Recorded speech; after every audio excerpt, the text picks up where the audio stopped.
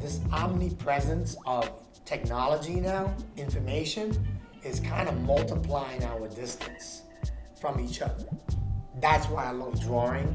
That's why I love getting into deeper stories as opposed to like the poppy stuff. I like to talk about real issues and real people and real results. I approach paintings in different ways, but with maybe these three ingredients, three kings. It's music, it's color, it's title. I could sit here and think about a painting like I have with this one for a few years now. And then finally the right time, the right feeling comes, and then it just addresses me to like, go at it, Lee. That's the difference between now and the trains. The trains was very spontaneous. I had to be very methodical and invincible to be able to do it within an 8-hour time. Now I have more time, but I have to be very careful because now my work is really literally not moving away from me. What's important that brings it to the foreground for me is what music I'm listening to at that time. And there's little subliminal messages that are in the music lyrics that kind of like speak to me. And I write them on the wall very quickly.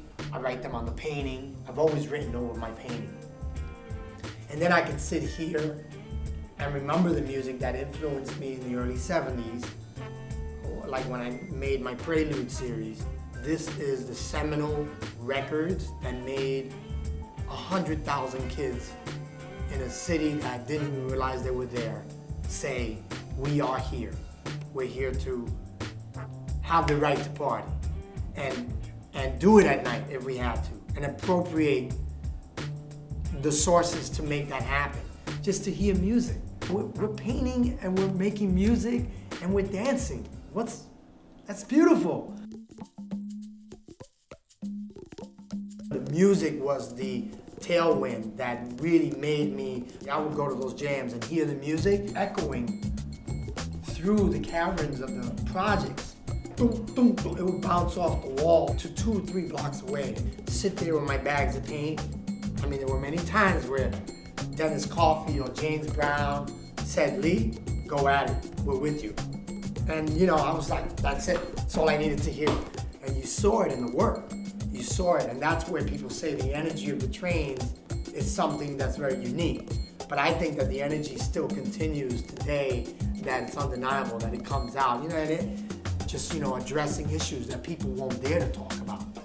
And that's the power of our art. It is the first and last medium that we have to actually have information that really kind of talks to you much better than the headlines.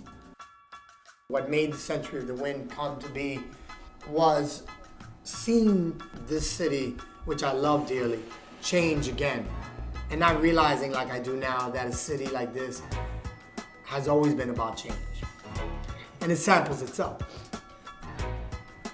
The reasons why things were going on and why they were going on in the LES at that time was very disturbing to me because I always looked right, I always went for the fine print and everything, even to this day. I nitpick at all the headlines and all the hearsays and naysays, and I just put it all together in the blender in my studio, and I put it up on the canvas. And I feel that when people see that, they understand the avenue that I'm carving, because I always leave it open for interpretation. And I think art, in a sense, it really never is finished when you think about it. And I've said it a lot of times that a painting should never be designated as a finished painting, because you have no right to say that you finished the painting. The audience finishes it for you. The world and time finishes it for you. That's what makes work affect people in different ways. And that's the beauty of art.